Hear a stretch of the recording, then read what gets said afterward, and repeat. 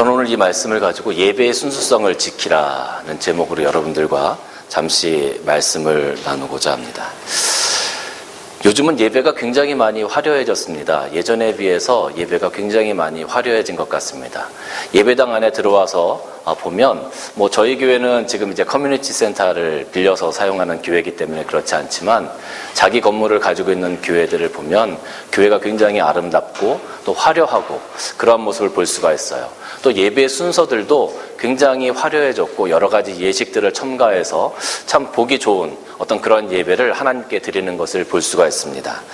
예전에는 예배를 드린다, 예배를 본다, 이 용어를 가지고 한참 싸웠던 적도 있습니다. 여러분, 예배를 본다, 예배를 드린다, 어떤 것이 맞고 어떤 것이 틀리냐, 이것을 가지고 한참 논쟁했는데 사실은 어떻게 보면 이 모든 것들이 우리가 더 얼만큼 예배에 집중할 수 있는가, 어떻게 예배에 집중해야 되는가, 사실 이런 것들 때문에 이런 문제들이 불거졌다고 할 수 있어요.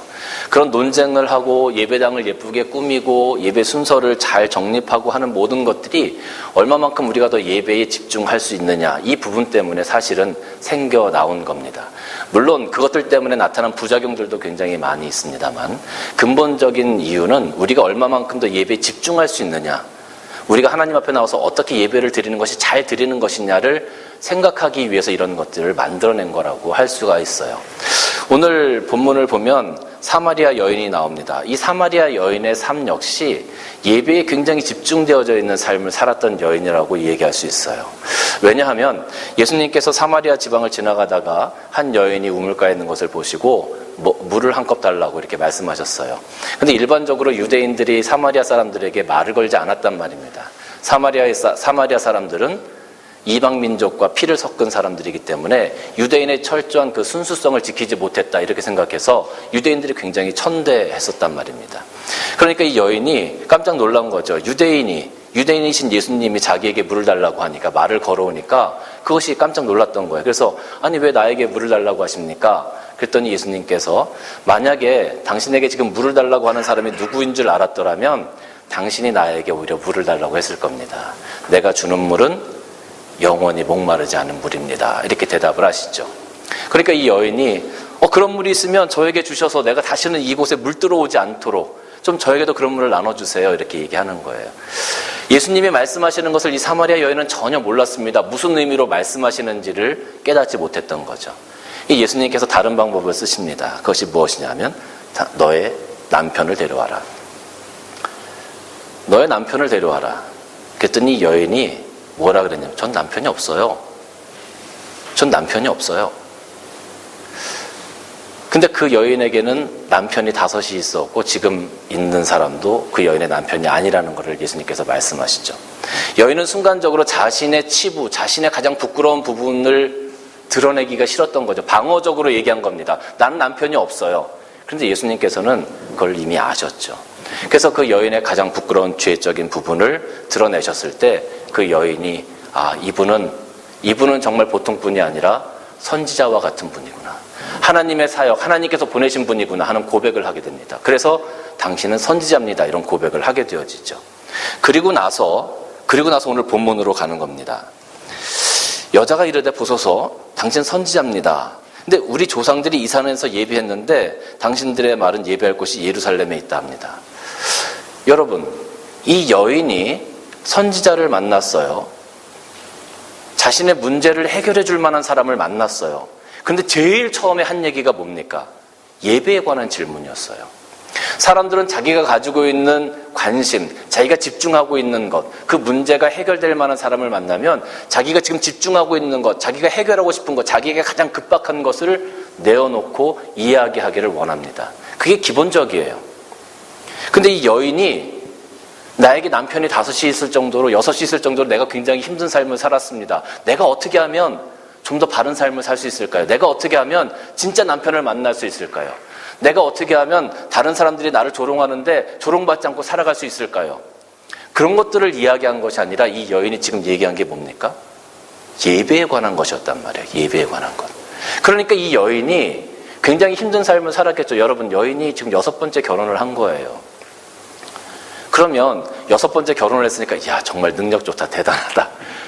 이렇게 할 수 있겠습니까? 얼마나 힘든 삶을 살아왔겠습니까? 얼마나 힘들었으면 남편을 5번, 6번씩이나 바꿔가면서 살아왔겠어요. 이 여인의 삶이 굉장히 기구했고 또 사람들이 바라볼 때는 이 여인의 삶이 얼마나 조롱할 만한 삶이었겠습니까? 남편을 6번이나 바꿔서 살고 있는 그 여인이 사람들에게 인정받지 못했어요.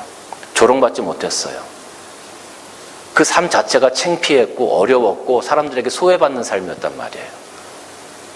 근데 그 가운데서 이 여인이 집중하고 있었던 것이 무엇이냐면 예배에 관한 것이었단 말이에요. 그러니까 예수님을 만났을 때 제일 처음에 한 말이 뭐냐면 예배에 관한 거예요. 이 예배가 이 여인에게 있어서는 전부였습니다. 예배를 통해서 내가 하나님을 만나기만 하면, 예배를 통해서 내가 하나님의 은혜를 경험하기만 하면 지금 내가 이 땅에서 겪고 있는 이런 어려움들, 이런 조롱들, 이 모든 것들이 예배 가운데 아무것도 아니다. 하나님께서 주신 은혜 가운데 이 모든 것들이 해결될 수 있음을 이 여인은 분명히 알고 있었던 거죠. 세상의 문제들이 이 예배 가운데 녹아지고 예배의 능력 가운데 이 세상의 문제들이 해결되어지고 고민들이 풀려지고 하나님께서 나에게 주신 은혜가 있으면 이것을 뛰어넘을 만한 힘이 생길 수 있을 거라는 것을 이 여인은 분명히 알았던 겁니다. 예배의 능력을 알고 있었던 여인이었다는 거죠. 그래서 이 여인이 제일 처음에 예수님을 만났을 때 예배에 관해서 묻고 있는 겁니다.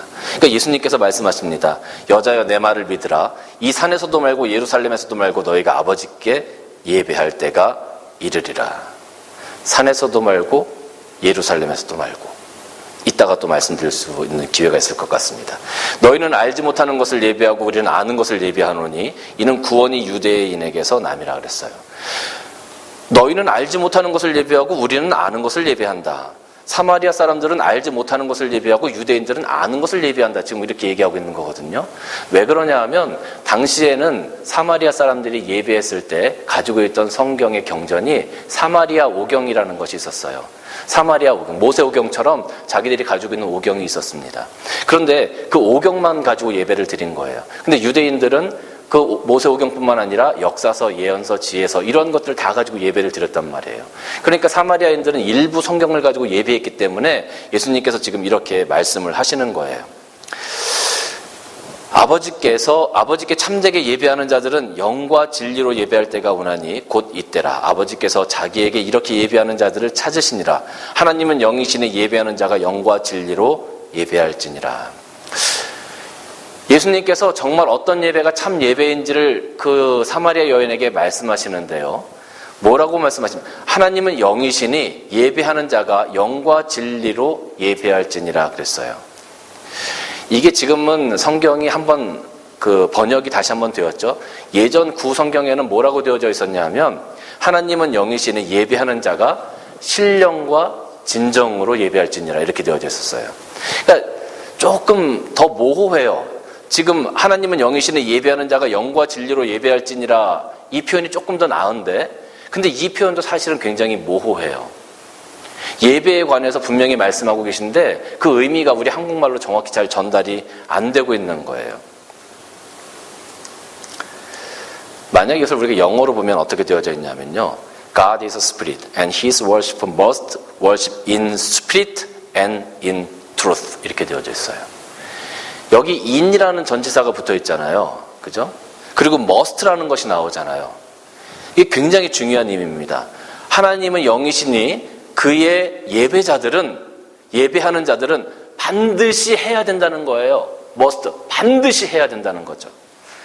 월십을 해야 되는데 어디에서 해야 돼? 성령 안에서, 진리 안에서. 성령 안에서 해야 되고 진리 안에서 해야 된다. 이것이 예배의 기본적인 툴이에요. 이것이 성령 안에서 예배해야만 하고 진리 안에서 예배해야만 하고 이것이 예배의 기본적인 틀이라는 말입니다. 지금 예수님께서 그걸 우리들에게 말씀해 주시는 거예요. 그런데 예전에는 신령과 진정으로 예배할지니라 이렇게 얘기해 놓으니까 신령과 진정으로 예배할지니라 가만히 이 의미를 생각해 보면 우리가 조금 더 영적으로 하나님 앞에 예배해야 되는 것, 우리가 조금 더 진정으로 헌신되어야 되는 것 이런 부분에 초점이 맞춰진단 말이에요. 그런데 예수님께서 말씀하신 예배의 베이스는 그것이 아니라 성령 안에서 진리 안에서 예배해야 된다는 것을 우리들에게 말씀해주고 있어요. 저는 오늘 예배에 관해서 이 두 가지를 여러분들에게 잠시 말씀드리고 싶은데요. 첫째는 우리가 성령 안에서 예배해야 된다는 거예요. 여러분, 우리가 원한다고 성령을 받을 수 있습니까? 우리가 성령을 컨트롤할 수 있습니까? 아니에요. 성령은 어떻게 우리에게 오는 겁니까? 하나님께서 우리에게 보내주시는 거예요. 하나님께서 우리에게 부어주시는 거예요. 하나님께서 우리에게 주시는 은혜의 선물이 바로 성령이에요. 그러면 예배를 드릴 때 그런 성령, 하나님께서 우리에게 주시는 성령 안에서 예배를 드려야 된다. 그렇게 따지면 우리가 성령 안에 들어갈 수 있습니까? 그런 개념이 아니에요. 하나님께서 보내주시면 그 성령께서 우리를 품으시는 거예요. 하나님께서 은혜의 선물로 우리에게 부어주시면 그 성령께서 우리를 컨트롤 하시는 거예요. 그것이 우리가 성령 안에 들어가는 거죠. 제가 예전에 저희 아이들이 어릴 때 그 바다에 놀러 간 적이 있습니다. 바다에 가면 파도가 이렇게 오지 않습니까? 그러면 중간쯤 들어가서 그 파도를 이렇게 탁 타면서 막 이렇게 재미있게 놀았어요, 아이들이랑. 그런데 파도가 먼 바다에서는 이렇게 넘실넘실 오지만 이 비치로 가까이 오게 되면 이 파도가 포마를 일으키면서 이렇게 한번 쫙 덮죠. 근데 저는 그 파도가 이렇게 넘실넘실 오다가 갑자기 큰 파도가 돼서 저를 확 덮쳐올 때 제가 그곳에 딱 서서 버틸 수 있을 줄 알았어요. 그런데 그 파도가 저를 덮쳐오는데 제가 그 파도에 완전히 휩쓸려서 그 바다 속에서, 그 파도 속에서 제 몸이 빙글빙글 막 돌아가는 거예요. 그러면서 그 해변가 쪽으로 내동댕이가 쳐졌습니다. 성령께서 우리 가운데 오실 때 하나님께서 성령을 우리에게 보내주셔서 우리가 성령 가운데 거하게 되고 성령이 우리를 품으시게 되어지면 내가 할 수 있는 게 아무것도 없다는 것을 깨닫게 되어집니다. 마치 파도에 휩쓸려서 내가 아무리 발부둥 쳐도 그곳에서 벗어날 수 없는 것처럼 그 성령께서 우리들을 통제하시고 우리와 함께 하시고 우리가 성령 안에 있게 되어지면 우리가 할 수 있는 게 없어져요. 그저 우리는 고백할 수밖에 없는 거죠.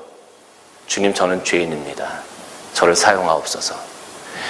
여러분, 우리가 예배 드리는 것도 마찬가지예요. 성령 안에서 예배 드린다는 것은 그런 성령의 능력 안에서, 그 능력 앞에서 우리가 나의 모든 것들을 하나님 앞에 내어드리고, 주님, 저를 사용하옵소서. 주님, 나의 모든 것을 주 앞에 내려놓습니다. 주님, 저는 죄인입니다. 라는 고백을 할 수밖에 없다는 거예요. 그게 성령 안에서 우리가 하는 예배예요. 여러분, 어떤 사람이 잔치를 베풀어 놓고 잔치에 사람들을 청합니다. 그러면 어떤 사람은 오고 어떤 사람은 바빠서, 어떤 사람은 상업차, 어떤 사람은 밭을 사서 안 오는 사람도 있겠죠. 그런데 청함을 받지 않은 사람이 오는 경우는 거의 없습니다. 없습니다. 예배는 하나님께서 우리를 위해서 베푸신 영적 잔치입니다. 여러분들이 지금 이 자리에 나와 계시잖아요.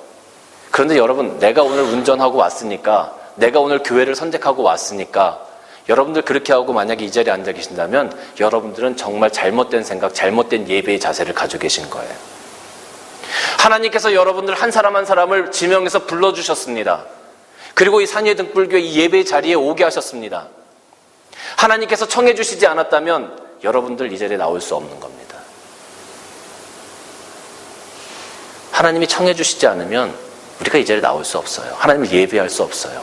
예배 자리에 있을 수 없어요. 이 자리에 들어와 앉아서 우리가 함께 하나님 앞에 예배하고 있다는 이 자체가 우리가 성령 안에서 하나님을 예배할 수 있는 준비가 되었다라는 거죠. 우리가 잔치집에 가면 뭐가 있습니까? 잔치집에 가면 맛있는 음식들이 있잖아요. 또 잔치집에 가면 분위기도 좋고 노랫소리도 나고 내 마음이 즐거워집니다. 하나님께서 우리를 위해서 이런 영적 잔치를 베푸시고 매 주일마다 우리가 하나님께서 베푸신 이 자리에 참석을 하는데 하나님께서 우리를 거저 보내시지 않는단 말이에요. 이 예배 가운데, 성령 가운데 우리가 임하게 되어지면 그 성령의 능력으로 말미암아, 이 예배의 은혜로 말미암아 우리 심령 가운데, 세상 가운데 상처받았던 것들이 회복되어지는 은혜가 나타나게 되어지고요. 또 내 마음 가운데 어렵고 힘들었던 근심들이 사라지게 되어지고요. 하나님의 평안으로 대체되어지게 되고요. 성령께서 주신 은혜로 말미암아 내가 새 힘을 얻고 일주일을 살아갈 수 있는 능력이 우리 가운데 생겨나게 된다는 거예요. 그게 성령 안에서 드리는 예배의 힘이에요. 그게 바로 우리에게 주시는 예배의 능력이에요. 그런 것들을 우리가 매주간 경험하고 살아가야 되는데, 그것은 어떻게 경험할 수 있느냐? 우리가 성령 안에서 예배 드릴 때, 내가 내 힘으로 예배 드릴 때가 아니고, 내가 내 힘으로 이 자리에 나와 있을 때가 아니고, 하나님께서 우리를 불러주셨을 때 거기에 아멘으로 응답하고 이 자리에 나와서 성령의 은혜를 경험하고 하나님의 예배의 은혜를 경험하고, 그리고 우리가 하나님 앞에 예배 드리며 나아갈 때, 그럴 때 그것을 경험할 수 있게 되는 거예요. 말씀 한 구절 보겠습니다. 나는 목마른 자에게 물을 주며 마른 땅에 시내가 흐르게 하며 나의 영을 내 자손에게, 나의 복을 내 후손에게 부어주리니 그들이 풀 가운데서 솟아나기를 시냇가에 버들같이 할 것이라 그랬어요. 우리가 이 땅에서 살아가면서 얼마나 많이 갈급한 삶을 살아갑니까? 어렵고 고단한 삶을 살아갑니까? 특히 이민자의 삶이 녹록하지가 않으면 우리가 잘 압니다. 우리가 비자 때문에 고민하고 영어 점수 안 나와서 고민하고, 또 그런 문제가 해결된다 할지라도 우리가 하루하루 살아가는 문제들, 경제적인 부분들 얼마나 고단하게 일을 합니까? 우리가 한국에 있으면 대학도 나왔고, 한국에 있으면 좋은 어떤 직장에 취직할 수도 있었고, 한국에 있었으면 더 좋은 삶을 살 수도 있었을지도 모릅니다. 그러나 우리가 이민자의 삶을 이 호주 땅에 와서 살면서 한국에서 보면 야, 좋은 나라에 가서 참 잘 사는 것처럼 보여지니까 얼마나 부러워합니까마는, 실질적으로 우리에게도 어려운 문제들이 굉장히 많이 있습니다. 직면한 현실들을 이겨나가기가 힘에 부칠 때가 참 많이 있습니다. 근데 오늘 주님께서 말씀하세요. 우리가 그런 갈급함을 가지고, 우리가 그런 마음을 가지고 주 앞에 나왔을 때, 주님, 내가 이 사마리아 여인처럼 정말로 세상 사람들이 나를 손가락질하고 내가 어려운 가운데 있고 누구도 해결해 줄 수 없는 그런 문제를 가지고 주 앞에 나왔을 때, 나는 목마른 자에게 물을 주며 마른 땅에 시내가 흐르게 하며 나의 영이 내 자손에게, 나의 복을 내 후손에게 부어주리니 그들의 풀 가운데서 솟아나기를 시냇가에 버들같이 할 것이라. 예배 가운데 하나님께서 주신 은혜가, 이런 은혜가 여러분의 삶 가운데 넘쳐나시기를 주님의 이름으로 간절히 축원합니다. 성령 안에서 예배해야 합니다. 내가 할 수 있는 예배가 아니고요, 성령께서 인도하시는 대로 우리가 따라가는 예배, 나의 모든 것들을 헌신하고 정말로 성령께서, 하나님께서 원하시는 그곳에 내가 세워지고 하나님께서 원하시는 마음으로 우리가 하나님께 드려지는 그런 예배, 그것이 정말로 진정한 예배의 기본이다라는 거예요. 둘째는 우리가 진리 안에서 예배를 해야 됩니다. 여러분, 진리가 뭘까요? 진리가 뭘까요? 말씀을 한 구절 보겠습니다. 요한복음 1장 17절 말씀 보면, 율법은 모세로 말미암아 주어진 것이요 은혜와 진리는 예수 그리스도로부터 말미암아 온 것이라 그랬어요. 요한복음 14장 6절 말씀 보니까 예수께서 이르시되 내가 곧 길이요 진리요 생명이니 나로 말미암지 않고는 아버지께로 올 자가 없느니라 그랬어요. 영과 진리로 예배한다. 영은 우리가 하나님께서 주시는 성령이라는 것을 알고 그 안에서 예배해야 된다는 지금 얘기했습니다. 그럼 진리는 무엇이냐? 바로 예수 그리스도를 의미하는 겁니다. 예수 그리스도, 예수님께서 이 땅에 오셔서 우리 때문에 십자가에 달려 돌아가 주신 그 은혜를 기억하면서, 그리고 다시 살아나셔서 하늘에 올라가셔서 하나님 우편에 앉아 계신 그 모습을 우리가 기억하면서, 그것을 선포하면서, 그 은혜를 붙들면서 그 예수 그리스도의 십자가를 꽉 붙들고 하는 예배, 그것을 고백하며 믿음으로 나아가는 예배, 그것이 진정한 예배라는 거예요. 여러분, 이것이 굉장히 중요합니다. 왜 중요한지 아세요? 만약에 우리가 믿음으로 예수 그리스도의 대속함을 고백하지 않으면 우리는 의인입니까? 죄인입니까? 우리는 죄인이에요. 그렇죠? 만약에 우리가 그걸 믿음으로 고백하고 우리가 그걸 받아들이지 않으면 우리는 여전히 죄인입니다. 하나님은 죄와 함께 할 수 없다 그랬어요. 우리가 죄인이면, 우리가 예수 그리스도의 이 구속함, 이 대속함을 고백하고 예수 그리스도의 십자가를 붙들지 않으면 우리는 여전히 죄인인데, 하나님은 죄인과 함께 할 수 없는 분이세요. 그러면 우리가 하나님 앞에 예배할 수 없는 거죠. 그래서 이것이 굉장히 중요한 포인트가 되는 겁니다. 예수 그리스도의 대속의 은혜를 고백하고 우리가 그런 마음으로 이 자리에 나와서 하나님을 향하여 예배할 때 비로소 그 예배가 진정한 예배가 될 수 있는 거예요. 우린 죽을 수밖에 없는 죄인들이었잖아요. 그러나 예수 그리스도의 대속의 은혜로 말미암아 생명을 얻은 새 사람들이 되었습니다. 우린 죄인들이었잖아요. 그런데 이제는 의인이 되었습니다. 이 예수 그리스도의 대속의 은혜를 고백할 때 그 지성소의 휘장이 갈라진 것처럼 우리의 죄가 갈라지고 그 안으로 들어가서 우리가 하나님을 대면할 수 있게 되어진 거예요. 하나님을 대면하는 그 자체가 뭡니까? 바로 예배입니다. 오늘 여러분들이 이 자리에 나와 계신 것처럼 말이죠. 그래서 우리가 예수 그리스도의 그 십자가의 은혜로 말미암아 세상을 이겨나갈 수 있는 힘이 생겨지게 되는 거죠. 그러니까 이 예배를 드릴 때는 항상 예수 그리스도의 그 십자가의 은혜가 선포되어져야 되고 고백되어져야 되고 그것을 붙들고 우리가 예배해야 되는 겁니다.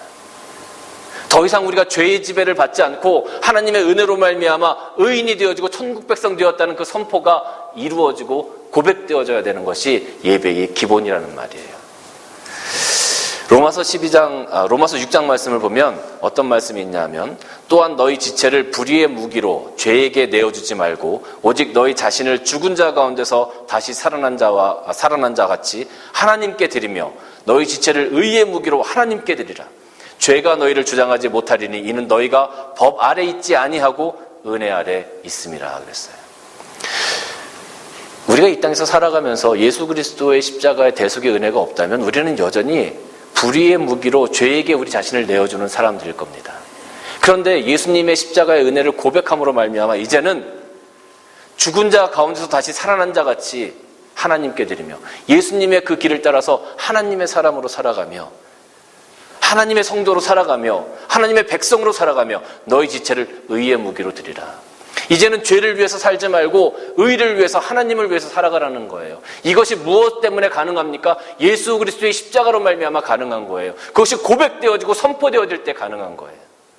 그러니까 이것이 굉장히 중요합니다. 그래서 예수님 안에서 예배하는 것이 굉장히 중요해요. 죄가 너희를 주장하지 못하리니 더 이상 여러분들은 죄의 노예가 아닙니다. 이는 너희가 법 아래 있지 아니하고 은혜 아래 있음이라 그랬어요. 이제는 우리가 그러한 예배를 하나님께 드려야 될 때입니다. 이제는 우리가 의인된 사람들로서 생명을 얻은 사람들로서 하나님 앞에 예배를 드려야 할 때입니다. 이러한 예배가 어떤 예배인지 바울은 로마서 12장에서 이렇게 고백해요. 그러므로 형제들아 내가 하나님의 모든 자비하심으로 너희를 권하노니 너희 몸을 하나님이 기뻐하시는 거룩한 산 제물로 드리라. 이는 너희가 드릴 영적 예배니라 그랬어요. 우리의 삶이 이런 예배가 되어져야 합니다. 어디서 어떻게 예배를 드리는 것이 중요한 게 아니에요. 아까 제가 말씀을 보면서 이 산에서도 말고 예루살렘에서도 말고 하나님께 예배할 때가 이르리라 그랬죠. 제가 이따 말씀드린다고 했는데 우리가 예배 드리는 장소가 사실 중요한 것은 아닙니다. 그렇다고 제가 여러분 오해하지 마세요. 교회에 모여서 예배 드리는 것을 제가 폐하자고 말씀드리는 게 아닙니다. 우리가 예배드리는 것은 장소에 국한되어지지 않습니다. 우리가 어느 곳에 있든지 직장에서 예배를 드리든지 가정에서 예배를 드리든지 나 혼자 길을 가면서 예배를 드리든지 하나님 앞에서 내가 성령 안에 있고 내가 예수님 안에 있으면 언제든지 예배할 수 있는 거예요. 언제든지. 그것이 영적 예배고 그것이 삶의 예배라는 거죠. 우리가 교회에 나와서 일주일에 한 번 예배 드리는 것, 예배 드렸다 하고 집에 가는 것이 아니라 우리가 살아가는 24시간 365일 내내 우리가 하나님께 예배 드릴 수 있는 그런 예배자의 모습을 가져야 된다는 거예요. 그것이 그리스도인들의 삶입니다. 그것이 하나님께서 우리에게 요구하시는 예배의 모습이고요. 그게 우리의 몸을 거룩한 산제사로 드리는 영적 예배이기도 합니다. 그러니까 여러분들 삶의 현장에서 어떠한 일을 하시든지 간에 일하시면서 기도하시고 예배하시고 찬송하시고 그러한 모습으로 하나님 앞에 나아가시면 그것이 바로 하나님께서 기뻐하시는 모습이에요. 그것이 우리들에게 오늘 요구되고 있는 모습이기도 합니다. 저는 우리 산위의 등불교회에 모든 성도님들과 한 가지 지켜나가고 싶은 것이 있어요. 그것이 뭐냐면 예배의 순수성, 예배의 정결함, 예배의 거룩성, 이런 것들을 좀 지켜나가고 싶어요.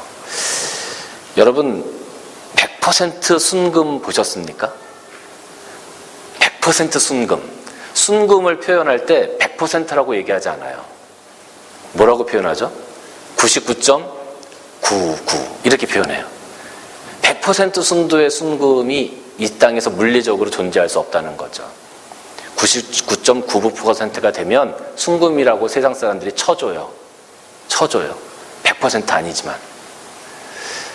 우리가 예배를 드리는 거, 교회에서 예배의 순수성, 예배의 정결함, 예배의 거룩성을 지켜나갈 때 세상 사람들은 99.99%만 되면 그건 정말 참된 예배다라고 쳐줘요. 99.99% 그러면 0.001%의 죄는 어떻게 할까요? 그 부족함은 어떻게 할까요?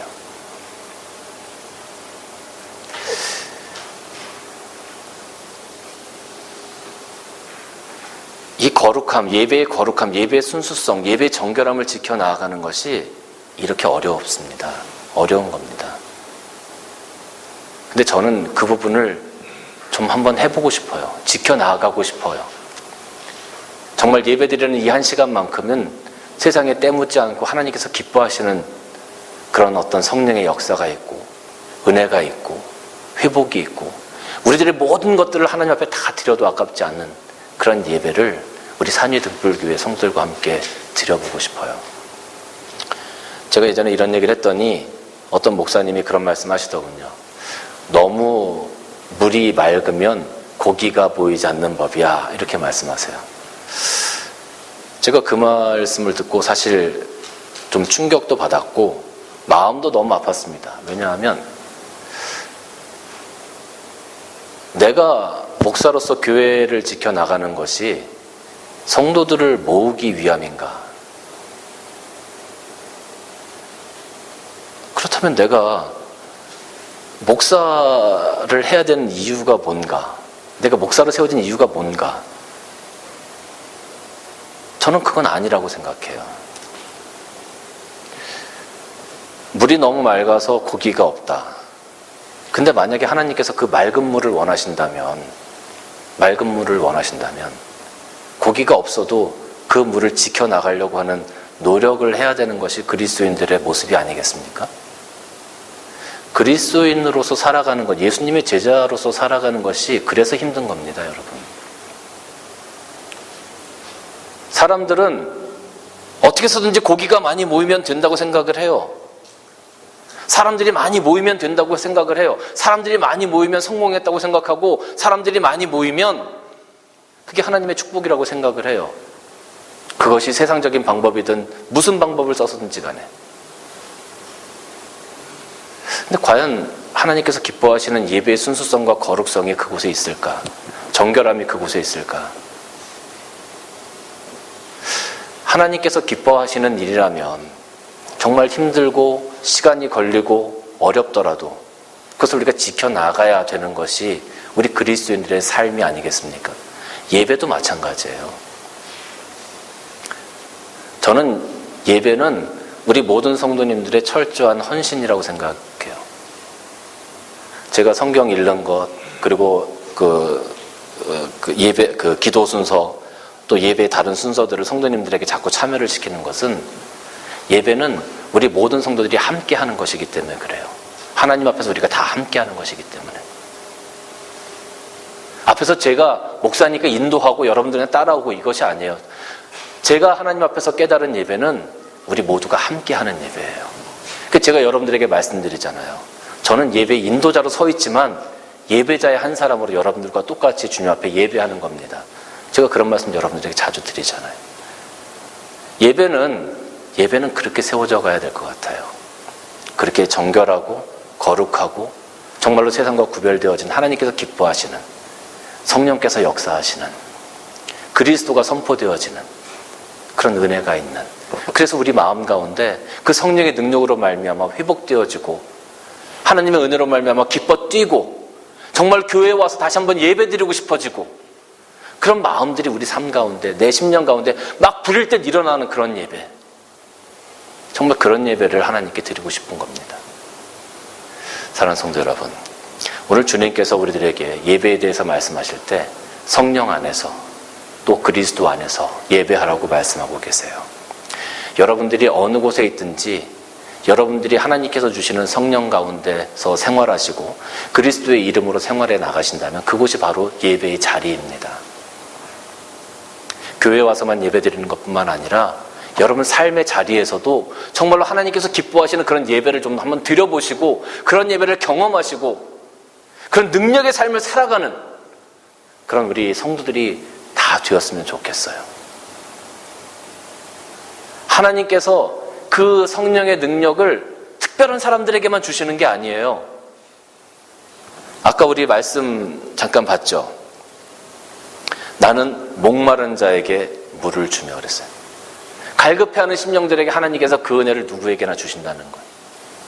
그런 예배의 능력을 경험해 나가시는 우리 산위의 등불교회 성도들이 다 되어지시기를 주님의 이름으로 간절히 축원합니다.